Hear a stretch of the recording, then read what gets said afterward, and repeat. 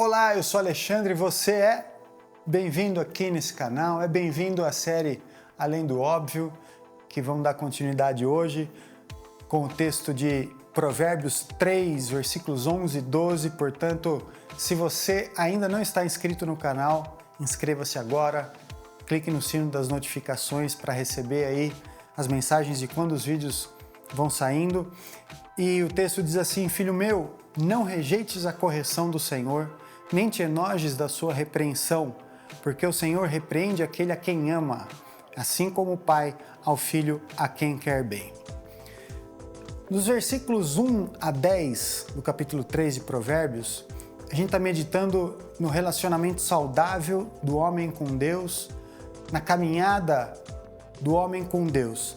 E o que a gente recebe de bênçãos quando a gente passa a seguir o Senhor e andar no caminho da sabedoria.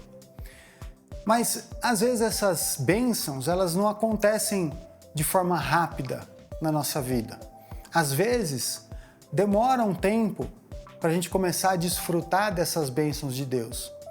Ou ainda, em alguns casos, as pessoas nem desfrutam das bênçãos de Deus aqui nessa terra. Mas, em última instância, só vão desfrutar dessas bênçãos na morada eterna. Lá sim, todos os que seguimos o Senhor vamos desfrutar dessas bênçãos de Deus. E pensando nas demandas que esses versículos de 1 a 10 fizeram a nós, a gente percebe que a gente está longe de andar de acordo com a palavra de Deus. A gente percebe o quão falhos nós somos. A gente não consegue guardar a palavra de Deus, a gente não consegue obedecer, a gente não consegue confiar no Senhor de todo o nosso coração. Ao contrário, a gente confia em nós mesmos, a gente se apoia no nosso próprio entendimento, a gente não consegue ser generoso com a obra de Deus, a gente não consegue ser generoso com aquele que necessita. E aí é que a gente olha para o Senhor Jesus, porque Ele sim viveu 100% de acordo com a palavra de Deus. Ele sim foi o filho sábio que andou completamente de acordo com a vontade de Deus em todo o tempo. E ele ainda suportou a cruz para levar essa nossa desobediência como condenação, a fim de que nós, pela fé nele, possamos receber as bênçãos de Deus. E é nesse contexto que entra a repreensão de Deus. É quando a gente não consegue viver de acordo com a palavra de Deus, quando a gente não consegue obedecer.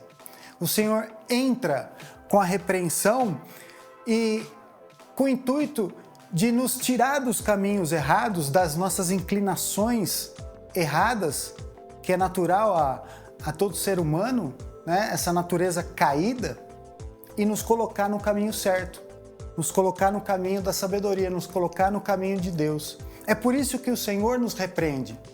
E quando ele fala, não te enojes da sua repreensão, porque ele repreende aquele a quem ama. Ele repreende aquele que recebe por filho, como diz no capítulo 12 de Hebreus. Todo aquele que ele recebe por filho, ele açoita, né? Que seria uma chicotada. Ele repreende, ele corrige, ele disciplina. Para quê? Para que, embora essa repreensão seja num primeiro momento de tristeza, depois ela produza um fruto pacífico de justiça naqueles que são exercitados pela repreensão. Agora, aquele que não recebe a correção já não é mais filho, é bastardo, de acordo com o texto de Hebreus. E o céu não é um lugar para bastardo. O lugar que Deus tem preparado para aqueles que o seguem, que o servem, não é para bastardo, é para filhos. E filho de Deus é repreendido, filho de Deus é corrigido. Então, é momento da gente ter uma mudança de mentalidade em relação à repreensão. Por incrível que isso pareça, tem gente que não recebe a repreensão de Deus, que fica pulando de igreja em igreja quando é repreendido pela liderança, é disciplinado, sai daquela igreja, vai para outra igreja. E assim vai pulando de igreja em igreja, querendo viver nominalmente como filho de Deus, mas na verdade sendo bastardo. E não é esse o caminho que Deus quer. Ele quer que nós recebamos a correção. E é exatamente essa receptividade da correção ou a rejeição à correção é que vai dizer quem nós somos. Se a gente recebe a correção, Deus nos trata como filhos. Mas se a gente não recebe a correção, somos bastardos. Se a gente aceita a correção, a gente é filho, sábio. Se a gente não recebe a correção, nós somos tolos. Porque o próprio livro de Provérbios, no capítulo 10, versículo 17, capítulo 12, versículo 1, capítulo 13, versículo 1, capítulo 15, versículo 5, vai dizer, em suma, que o tolo não recebe a correção. E aquele que não recebe a correção é um tolo. Veja, de que lado que você quer estar? Do lado do tolo ou do lado do filho? Quer do lado daqueles que não recebem a correção, a disciplina, ou do lado daquele que recebe e aceita a disciplina? É essa mentalidade que vai dizer quem a gente é.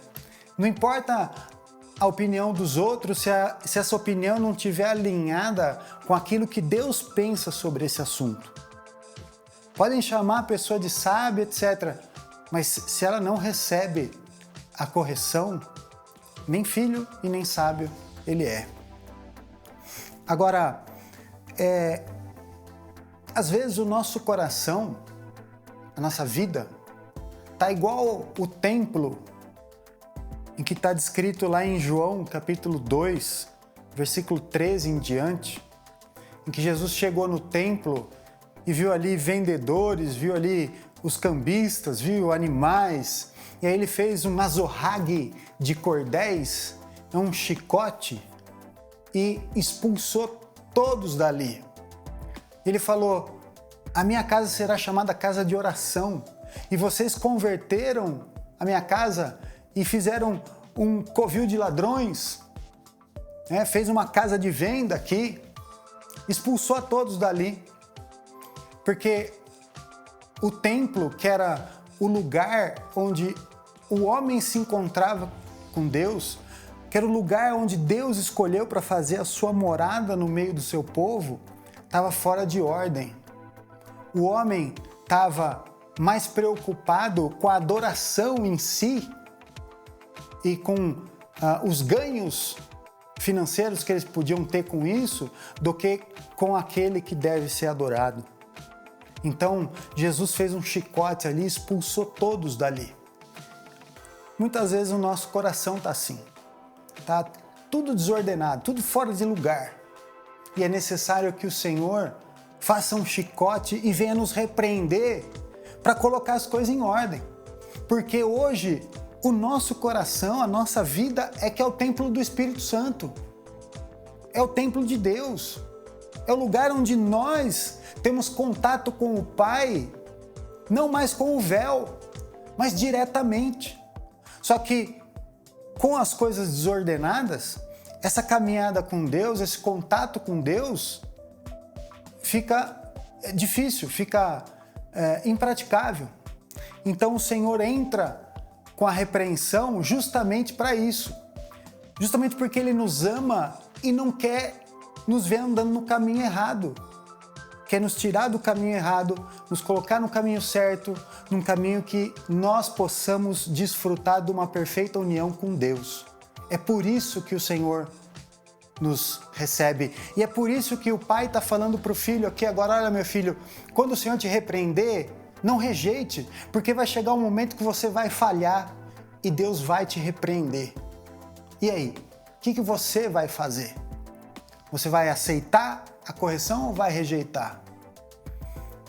Veja que no Salmo 119, versículos 67 e 71, o salmista parece ter compreendido a repreensão, o valor da repreensão, o intuito da repreensão, e agradece a Deus por ter sido repreendido. Porque ele fala assim: antes de ser afligido, andava errado, mas agora guardo a tua palavra. Foi-me bom ter sido afligido para que aprendesse os teus estatutos. Veja que a mentalidade do salmista foi transformada. Em vez de ver a repreensão como algo ruim, como algo chato,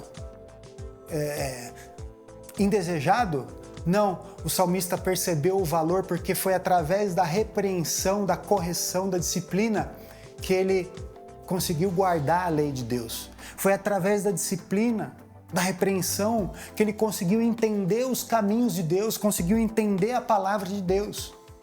E é isso que o Senhor tem para nós. Repreensão também não é só bênção, porque muitas vezes a gente falha em cumprir as demandas. E tem também a repreensão. Mas a repreensão é algo bom, é algo para filho de Deus, é algo que todos nós, os filhos de Deus, somos feitos participantes. No primeiro momento não parece ser de alegria, de tristeza, mas a tristeza, segundo Deus, opera arrependimento e vai produzir um fruto pacífico de justiça, um fruto pacífico de boas obras na nossa vida. Então, recebamos a correção do Senhor, não a rejeitemos em hipótese alguma. Próximo episódio, a gente continua. Agradeço a sua companhia até aqui. Faça seus comentários aí, tá? Deixe seu like e a gente se vê no próximo episódio. Deus abençoe.